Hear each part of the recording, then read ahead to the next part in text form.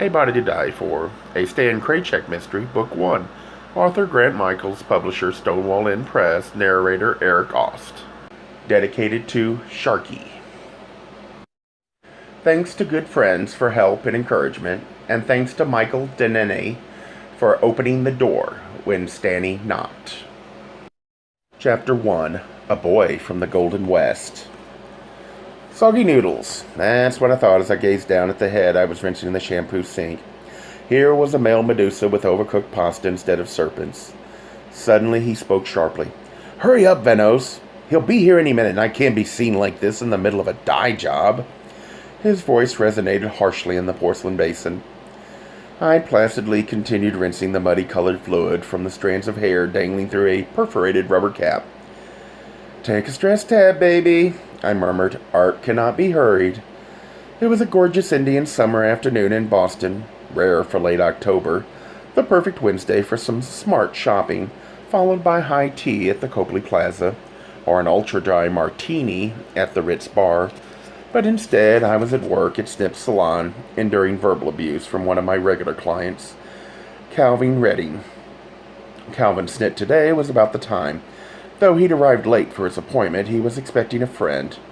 A new friend. Last night's trick to meet him at the salon, and I secretly hoped the guy might show up early and witness him in the ugly rubber cap, looking as bedraggled as Gertrude Ederle after swimming the English Channel. That would fluster Calvin, who was always perfectly groomed. I studied his face under the spray of warm water. Through the mist, his skin shone coppery and smooth, revealing the American Indian genes from his mother's side, something Calvin often bragged about, as though he'd worked hard and earned his natural good looks. The cheekbones were high, eyebrows and eyelashes black. He opened his eyes suddenly. They were amber and intense. It was no wonder that people desired Calvin as soon as they met him. Except people like me, who got to know him first. Calvin raised his wrist, and the silky kimono sleeve of his protective robe slid down to reveal a wafer-thin gold watch on a gold mesh band. He glanced at it nervously. "Can't you hurry?" "Cool out, Calvin. You'll be in the chair in a minute. Though I can remove a skull-tight frosting cap so that my clients won't lose a single hair shaft." For Calvin, I yanked brusquely at the taut, stretchy rubber. He winced, but didn't complain. That was Calvin's impersonation of a man. "Vanos, are you sure it won't show?" The solemn words, "Trust me," slipped from my lips. I applied shampoo and worked up a greasy mousse. "Calvin, the honey blonde hairs will look perfectly natural in your straight black hair. Because some of my clients are theater celebs and top models, people imagine my job is all glamour. Frankly, I'd love the kind of life they imagine I have, but in the real world, many of my customers, whether stars or mere mortals, regularly exercise their inalienable human rights to behave like asses. Maybe they think they're getting their money's worth, or maybe their nice defenses are down. Whatever the reason, Calvin Redding was the champ ass, in my book. I rinsed the shampoo out and wrapped a towel around his head. Then I clapped my hands once loudly and jerked my thumb toward my styling station. "Okay," I barked like a football coach. "Hit the chair." That was my impersonation of a man. On the way, Calvin picked up the latest issue of QT, a men's fashion magazine that would occupy him while I faced the challenge of creating yet another masterpiece. I seated him, and with a flourish worthy of a toreador, swirled a nylon drop over him. I glanced in the mirror and saw Calvin's reflection, all angular and dark and handsome. Behind him was me, red-haired, pink-skinned, and hazel-eyed. I'd inherited my Czechoslovakian mother's tendency toward roundness, and keeping weight off was a constant battle, especially after 30, after expulsion from the boy club. "Shake your head," I commanded, and Calvin obeyed. I combed and sectioned his wet hair, and I was pleased to see that the random strands of gold color had taken perfectly. While I worked, Calvin flicked magazine pages, which relieved me of talking with him at one point. He stayed on the same page for a long while, and I peeked over his shoulder to see what was so interesting. In a 2-page panorama of sullen attitude and divine mesclature, a blond male lay across the open magazine. He wore a swatch of gleaming mylar to satisfy the censors, yet his smooth thighs were spread wide and his eyes said, "Want a taste?" The ad was for diamond cuff links, but the only jewels on that guy looked under the mylar hanky covering his crotch. I knew that Calvin Redding got dates with men who looked like that. Well, I just wondered about it. Not that I have a thing for blonde models. Give me a good old-fashioned Homo sapiens who prefers a man in a mirror. Calvin caught me glancing as he flipped the page over. "He's late," he snapped. "Who?" "Roger, the one who's supposed to meet me here." "Calvin, you were worried he'd be early." He clicked his tongue. "Probably got lost." Or maybe he got smart and changed his mind, I thought. I worked on a particularly stubborn cowlick over Calvin's right ear and asked him casually, "Well, where'd you meet this one, Calvin?" "The crankshaft?" Calvin huffed. "I don't go to places like that. I met him at Cafe Gianni." How silly of me. Where else would Calvin meet a man worthy of himself but in a temple of designer cologne and fashion sweetness? Calvin continued, "We went to his hotel." "Hotel?" "Yes, he's here on vacation or something." "Insertion with discretion?" I asked. "Of course. I know who I penetrate." Whom, I thought. The abused, neglected, objective case. Yes, even a hairdresser can appreciate the rules of grammar. Calvin boasted. He loved it. Red hot, but safe. If such a thing were possible. To me, safe sex was like decaffeinated espresso.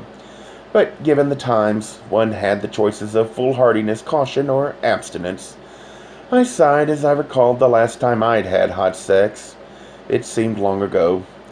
I switched to the left side of Calvin's head, cutting and blending the shorter hair there with the longer, newly frosted stuff on top. My fingers and my eyes could already tell he was going to look great. When I finished, Calvin spoke from within the pages of his magazine. "I showed him around my office before we had lunch today." Calvin worked across the Charles River in Cambridge with a bunch of hoity-toity architects. They've won a lot of awards, so I guess they're good. Maybe I'm a little jealous, too, since Calvin and I are about the same age.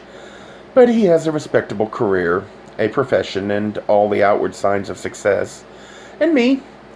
I just make people beautiful, but I also happen to love it. "Was he impressed?" I asked. "Of course," Calvin said vacantly. I finger-fussed his hair to see how it would lie. That's when Nicole Albright, the shop's manicurist, sauntered by my station. Today she wore a loose-fitting dress of mushroom-colored silk, set off with bright red pumps and matching red bead necklace and earrings. I noticed a drastic change in her makeup. Except for the obligatory false eyelashes, it was much subdued from its usual uproar. Then it clicked. We'd been to a cabaret last night and pre-Halloween drag show, where men did lip-sync imitations of female celebrities, past and present, portraying them far beyond any woman's imagination. After the first act, 2 of the cast had joined us at our table. I'd styled their wigs, and they looked in a word fabulous. One of the drag queens had admired Nicole's makeup as total glamour. The compliment must have vexed her, because on the way home she mentioned that perhaps it was time to try another look. My silence only encouraged her. Nicole eyed my client and said to me in her smoky voice, "I see you've got another of your cover boys here today." She placed her hand on his shoulder in approval. "And such cheekbones!" She pinched the firm skin and covered his perfectly formed face. Calvin said, "It's me, Nicole." His familiar voice confused her. "Who's that?" she asked. "Calvin," he said flatly, as though bored with himself. Nicole faltered. "Calvin? Calvin Redding?" "The same." "I didn't recognize you. What's changed?" "His hair color," I interjected. No, dear, I see your hallmark. It's something else, Calvin said. I shaved my beard and mustache. That's it, Nicole giggled boisterously as though she'd just won a round on a television game show. But why? It was so handsome on you. Calvin shrugged under the nylon cape. I was through with it. Facial hair is useful if you have to compensate for something, like thin lips or a weak chin or a big nose. Otherwise, it intrudes on the features. I pulled offhandedly at my own red mustache and sighed loudly.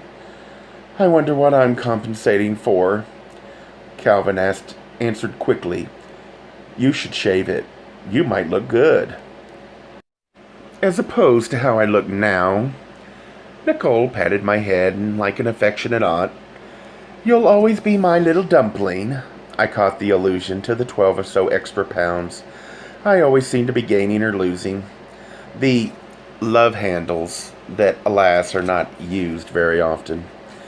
Calvin resumed flicking magazine pages noisily. Nicole said, I'd better get back to my table. I imagine Baroness Kratzleger's enamel is dry by now. As she turned to leave us, Calvin moaned plaintively from within his magazine, Bye. I echoed his lifeless voice. Yeah, bye, Nicky. Why don't you go play in the acetone? She responded by blowing me a kiss. I watched her maneuver back through the busy shop on her 3-inch heels. Nicole carried her 130 pounds on a 5-foot, 4-inch frame, like a big leaf cat. Her modeling days for Revlon in Paris had ended over 20 years ago, and after that she freely gave in to her love of food and drink. The years of pleasure showed in her thickening waistline, but she'd imagined that runaway strut. I turned the hairdryer on high and poked at Calvin's hair. During the blast of heat, I softly whistled an old jingle about loving from the oven, while Calvin squirmed in discomfort, but he took it all without a whimper, just like the man he always tried to be. Within moments, Nicole was coming toward us again, but this time she was escorting someone I'd never seen before, except perhaps in a boyhood dream about cowboy buddies. He was tall, at least 6'3", with broad shoulders, sandy brown hair, a rugged face lined from too much sun, bright blue eyes, and a smile right off the magazine photo taped inside the lid of my hope chest. But he was real, and I was dazzled. He carried a single leather bag slung over a strong, muscular shoulder. Nicole led him through the shop like a prized borzoi. Calvin looked up from his magazine. Here comes my stud now. The word seemed inadequate and crude for the heroic figure who approached my station. I thought you said he played bottom. Was that a tremble in my voice? He likes to switch, said Calvin. My kind of man, I thought.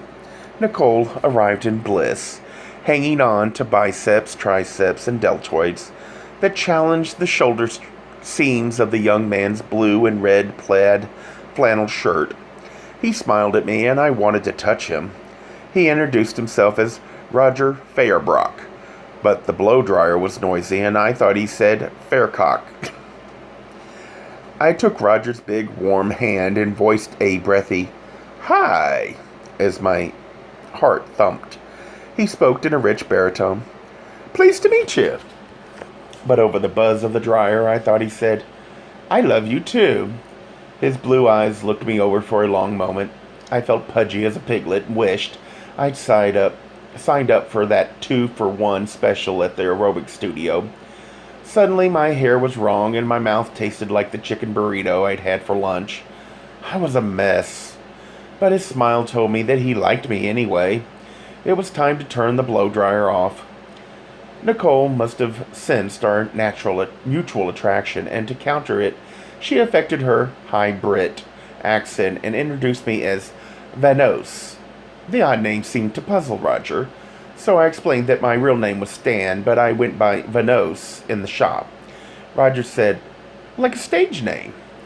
I nodded. Exactly. My mind was already busy with visions of me serving Roger breakfast in bed. Calvin glanced at Roger's leather bag and remarked, "Is that all you've got?" Roger said simply, "Everything I needed is in here." Nicole said, "Everything?" "Everything I needed for traveling, ma'am." Nicole gasped. "Please call me Nikki. My mother told me always to be polite to ladies." "Well, Roger, I'm not your mother, and she ain't no lady," I added. Nicole glowered at me, then smiled warmly back at Roger. "You don't have to be polite with me, Roger. In fact, you can say whatever you like, whenever you like." "Brazen hussy," I hissed. "He could be your youngest son, or your oldest nephew. My sister's not married. Neither am I." Roger's face showed concern as Nicole and I bantered. Calvin looked bored with life as usual. I said to Roger, "It's just a friendly little joust. Nicole and I really like each other." Nicole retorted, "Says whom?" "Who, dear?" Nominative case. "Darling, don't gloat over the only grammatical nugget you retained from 6th grade." Calvin's voice whined drearily from within his magazine, interrupting our repartee. "Roger works at Yosemite National Park." Nicole went, "Oh!" Then she cooed. "That's in Wyoming, isn't it?" Roger spoke warmly to her. "No, ma'am." Nicole wagged a finger at him. He blushed and said, "Oh, sorry, ma'am. I mean, Nicole." That face, I could almost smell rashers of bacon sizzling over a campfire at dawn. Nicole smiled and winked at Roger. He smiled back and said, "Yosemite's in California." Nicole shrugged. "California? Wyoming. What's the difference? When you're here right now." She nestled up to Roger. Meanwhile, I imagined him crawling out of our pup tent for two near a secluded mountain lake. Nicole asked him, "How about a little stroll outside while Vanos finish with your host?" "Host?" I said as the tent collapsed and the campfire went out. Calvin piped in, "Didn't I tell you it's the only reason Roger is here now, to pick up the keys. He's staying with me for the rest of the time he's in Boston. Aren't you, Roger?" Roger nodded, but I thought I perceived annoyance in his bright eyes. Calvin continued, "Why should he spend his hard-earned money on a hotel when he can stay in my comfortable downtown condo?" "He'll probably spend something else to stay with you, Calvin." Calvin bristled. "There are no strings attached." "Right, Calvin," I thought. "Knowing you, ropes is more like it." "Roger agreed to stay with me of his own free will. Didn't you, Roger?" Again, Roger nodded, almost troubled. Nicole murmured to him, "Honey, if you need a place to park yourself, I got plenty of room." Roger shifted uneasily on his long legs. I got the feeling there was more going on than the pure spirit in a god's body that met the eye, although there was plenty of that too. His thigh muscles wrestled against the denim of his jeans. As he moved his legs, he sounded reluctant when he said, "I'll get going now. I want to rest a while. I'm still tired from the time change. And probably from the lack of sleep last night," I thought. I had a strong urge to rescue him from Calvin, to take him home and make him feel welcome in my own way. Draw a bath and massage his back and nestle in his big arms. Then in the morning, suddenly he was making motions to leave. He put his hand out to me again and said, "Nice to meet you, Stan." "Same here," I answered. The guy was Gene Autry, Roy Rogers, and Hopalong Cassidy all rolled into one, living, breathing creature. He held my hand longer than was necessary, or polite, even, but I didn't mind. I was enjoying his strong, warm grip. Then I felt the floor shake with a tremor and heard a heavy metallic crash in the alley behind the shop. "What was that?" said Nicole. "Felt like an earthquake," said Roger. I ran out the back door to see what had happened. The supply service van, which usually arrived once a week, was lying on its side in the alley. It looked like a fake setup for a television movie. I went to check on the driver just as he emerged from the passenger side window, used it like a ship's hatch. "I'm all right," he said. "You sure?" "Just shook up." "Practicing acrobatics with the truck?" I asked. "I'm new on the job, didn't see the curb," he answered sharply. "Must have cut my wheels too sharp." I saw the tire marks where he'd gone up onto the curve and plowed through the small patch of soil that separated the salon's back door from the paved alley. Since I tended the grass there and planted the flowers and put in a small wrought iron table and 2 chairs, I considered the tiny plot my personal domain. Stanley Kraychik landed gentry and 30 square feet of Boston turf. Now it was ruined. He asked, "You got a phone inside I can use?" I pointed the way into the shop, and he hurried through the door. I was about to follow him when I smelled 2 familiar scents, honey petal shampoo and berry blossom conditioner. Then I noticed a golden, creamy fluid with streaks of red and pink dribbling out through the back door of the capsized van. When I looked through the back window, I saw that the entire cargo of 5-gallon plastic barrels of shampoo and conditioners had overturned and was voiding itself into the van and from there out into the alley. My Boy Scout's conscience said, "Do something!" So I slid open the van's side door, which was facing skyward, and climbed in. Once inside, I began turning the heavy containers upright and resealing their lids. But the van was loaded full of the things, and I couldn't work fast enough to stop the steady flow of viscous hair care products. Slippery liquids was filling the cargo area like bilge in a leaky boat. Then I sensed someone above me, and I turned and saw Roger's face looking down through the open cargo door above my head. "Need a hand?" he asked. "2 would be even better, but you'd better take off those cowboy boots first. My own spongy, soiled canvas shoes were already squishy wet." Roger pulled off his boots, then squeezed himself into the tiny space alongside me in the van. By now the plastic barrels were slippery with shampoo, and grabbing them securely was almost impossible. Finally, the weight of the containers coupled with all the slipperiness won out. I lost my footing and fell into the pool of sweet, fragrant slime. The stuff soaked in immediately, which didn't surprise me, since hair chemicals are mostly wetting agents and emulsifiers. Down on the floor, I continued sealing and partially open containers while Roger somehow maintained his footing. I was breathing hard. "It should reach equilibrium soon, or else we'll drown in it." Roger laughed. "Don't worry, we can just climb out." I smirked. "Try it," I said, pushing another plastic lid tightly back onto its half-empty tub. Just to prove himself, he did try, and in a second was down in the pool of shampoo and conditioner with me. He laughed. "I needed a shower anyway," he said, and pretended to lather himself up with the creamy concoction. With Roger's strong, energetic body moving so vigorously next to mine, well, let's just say the problems at hand didn't seem so serious. We sat there like 2 kids together in a bathtub. All we needed were toy boats and rubber duckies. After more slipping and sliding and falling and giggling, we finally stopped the flow of liquids. We stood in the van for a moment, relieved. Roger grinned at me and asked, "Things always get this exciting around here." "This is just the scrub room. You ought to see me in surgery." To get out of the van, I gave Roger 10 slippery fingers. Once he was out, he pulled me up through the open cargo door. Outside, a few of the shop's staff members applauded the conclusions of our little drama. Then Nicole sent them back into the shop. "Are you two all right?" she said. "We're fine, Nicky. But the patio garden, it's ruined." Nicole shook her head. "I've heard the back alley called a lot of things, but patio garden takes the prize."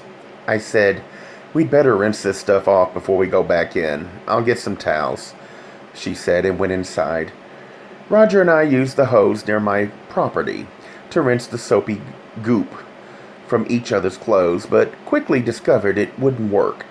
We'd have to remove our clothing to rinse off completely, but since we were outside and it was Boston, we stopped at our skivvies. Roger's were plain white briefs, and mine, when you know, that was the day I wore my zebra-striped boxer shorts.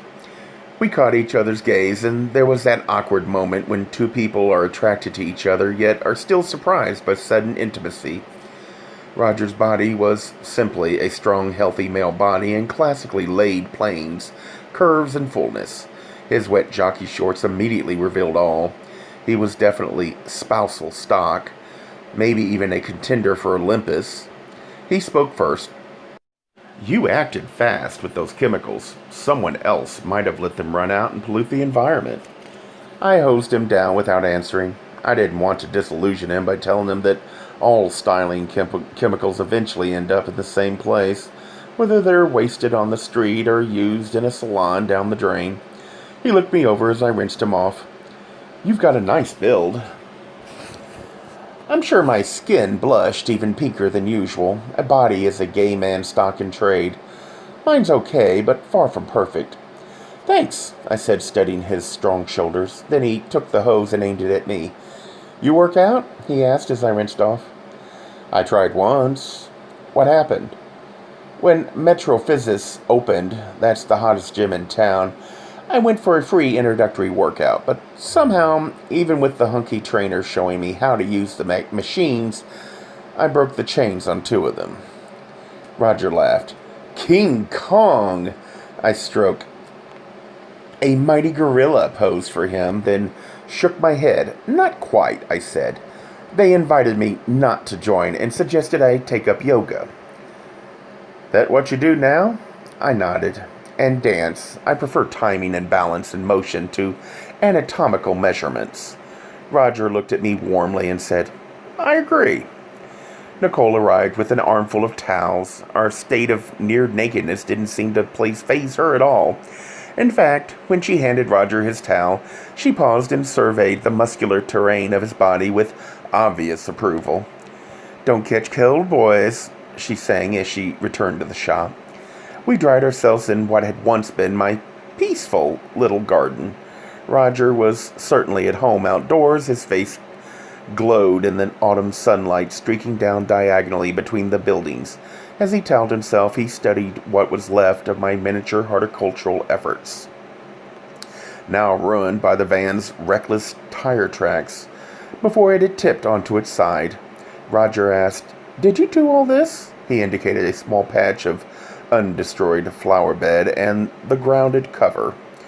I nodded sadly and said, "It once bore the distinctive mark of an urban fairy." "I like it." "You ought to see what I can do for a home and a husband," Roger smiled. Maybe I should. During the quiet seconds that followed, I heard, under the faint hum of city traffic, muffled by buildings, then the soft flutter of sparrows' wings, as the small birds anticipated their daily portion of baroche crumbs from St. Stanley of the alleys. "Sorry, kids," I said. "Not today." Nicole stuck her head out the back door and said, "You boys coming in, or are you taking tea out there?" "We're coming, Nicky." I quickly fashioned some smaller towels into bunny booties for Roger and me. Then we wrapped ourselves in larger towels, gathered our wet clothes, and scuffled back into the shop. I heard Calvin yell, "What about my hair?" "No problem, Calvin." I dumped the pile of wet clothes near his chair. Then I set up the infrared lamps around him and turned them out on high. "You're still too damp for me to finish. I'll be back after I change." Roger got his bag. I got some dry clothes and sneakers out of my locker. Then I took him to the changing stalls, which are for customers who prefer to remove their shirts or blouses before putting on a robe. For us, they would be dressing rooms. We spoke over the shoulder-high partition as we put on dry clothes. "Roger," I said, "I don't understand why you're with Calvin, if it's just for a place to stay." "I have my reasons," he interrupted. His smile had vanished, but his bright eyes looked into mine as he continued. "It's not what you might think. I'm not attracted to him or anything like that." "You don't have to explain. I didn't mean to pry." "Of course I did." His eyes looked away. "Calvin's not my type anyway. If I were looking, it would be for someone like you." "Me?" I said stupidly. Roger nodded. "I have a good sense of what's real and what's an act. Nature does that, and your flighty stuff is just an act. I can tell what's real underneath it. And I thought I was the psychologist Manique. No one had ever come on to my psychologically before. Usually it was with active verbs like, I'd like to exfoliate you. Now here was this guy going beneath the surface immediately. He already appreciated my innermost beautiful self. Whoever the hell that was. Me, simple soul that I am, I just wanted Roger's magnificent body in my arms. I've got to finish Calvin, I said suddenly, breaking the spell. I led us back into the bustling activity of the salon. Calvin was still sitting at my station, but the lamps had been turned off. He looked annoyed. I felt his hair. Perfect moisture content for finishing, I said like a knowing master. Within seconds, Nicole was back with us. Did you boys finally warm up back there? Nip it, Nicky, Calvin said dryly. I hope I'm not in the way or anything. Roger ignored him and asked me, Where are my wet clothes? Nicole answered, I put them in the laundry for a rinse and dry.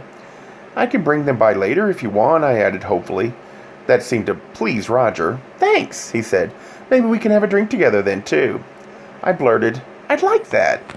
Calvin rustled his magazine pages loudly. Nicole caught my eye, then shifted her gaze to Calvin. Meanwhile, Calvin looked up at the three of us, scowled, then stuck his face back into his magazine. Roger asked, Is that okay with you, Calvin? I suppose so, if you don't think you'll be too tired. I thought it strange for Calvin to give a hoot about anyone else's comfort. Roger said, No problem. I just need a nap. A couple of hours. Calvin replied harshly. Then I suppose it's fine. I'm going back to Cambridge now. Don't forget your keys, Roger. He nodded toward his sport coat, a hand-tailored garment in creamy shantung, which hung near my station within eye's view. Calvin believed that people were always about to steal his precious clothes. They're in the left pocket of my jacket there, he said to Roger. Roger went to Calvin's jacket, pulled out a flat snakeskin-bound case, and held it up. This? He asked. Calvin nodded. It keeps the keys from ruining the lines of my clothing. Roger waved the key case angrily at Calvin. Do you know where this stuff comes from? He asked. I don't care, answered Calvin. Just take the extra set on the copper ring. Roger got the keys, then put his hand out to me again. See you later, Stan. My heart hopped a few times. Then he took Nicole's hand. Nice to meet you, Miss Nicole. Nicole gave a resigned sigh and said, I'll walk you out, Roger. As she went by, she poked my shoulder. You get back to work. She led Roger back through the shop like a docile bull, back from pasture. Nicole was not a creature found in Roger's version of nature, and he was clearly smitten with the patina of her glamour. I was smitten with his smile, among other things. As I put the finishing touches on Calvin's hair, I carelessly released a large cloud of hairspray around his face. Calvin squinted and turned his head away to avoid the mist. I said, Oh, is that getting in your eyes, love? Sorry. But it was a moment of satisfaction for me. I removed the nylon drape, and Calvin stood up. He turned his body sideways and admired himself in the mirror. He wore pleated linen slacks, the color of rich cappuccino, a pale mauve shirt of fine Egyptian cotton, and a raucous bow tie with abstract patterns in violet, blueberry, raspberry, and gold. As he gently tweaked the tie back into shape, he said, What do you think? I said, I'm thinking of animal husbandry. I meant my new outfit. Calvin, you're flawless as a fag rag photo. Yes. He passed his fingers through his hair a few times, messing up my fine work. Then he got his jacket and took out his wallet. He thumbed carefully through the pile of money inside and handed me a single wrinkled dollar bill. That's for you. Thanks, Calvin, I said, accepting the chintzy tip. You're a sport. He draped the silk jacket carefully over his shoulders like a cape. He cocked his head and raised his nose a bit. Did I tell you I'm in line for a promotion? The project I'm on now almost guarantees it. It's a junior partnership. That's pretty impressive for someone our age. I'm impressed, Calvin. I handed the dollar bill back to him. But maybe you should keep this. You might need some breath mints later. He scowled at me, then grabbed the money and jammed it into his pants pocket. I clucked my tongue and said, "Don't wrinkle your pants." He turned abruptly and stormed out of the shop. "You don't hurry back," I said in his wake. Nicole came by as I prepared my station for the next client. I muttered, "I'd like to kill that bastard. He always stiffs me." "Darling," she almost sang, "how can you think of tips after meeting someone like Roger?" I sighed. I wouldn't mind him stiffing me. Later, with the shop closed and locked, Nicole and I unwound with a cocktail in the back room. Though Nicole owns Snips, she doesn't let the customers know. Instead, she maintains the guise of the manicurist. She claims people will open their hearts and wallets to a sympathetic working woman, but not to a shrewd entrepreneur. She must be right, because the shop is a gold mine, and she hears scandalous stories every day, which is the stuff of her life. While Nicole poured us each a drink, cognac for her, gin for me, I pulled the gold cigarette case out of her purse. She caught me. "If you insist on taking one, at least try to smoke it before you destroy it."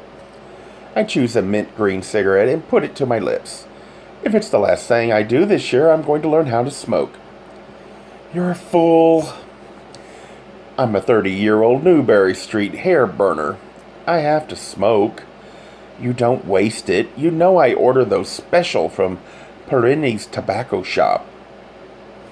I repeatedly snapped my thumb in vain at her lighter, a slender gold ingot adorned with red lacquer.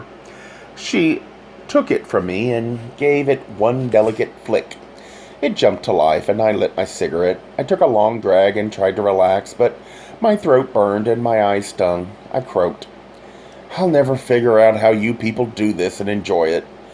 Nicole inhaled deeply on her own maize-colored cigarette and released the smoke in slow pleasure.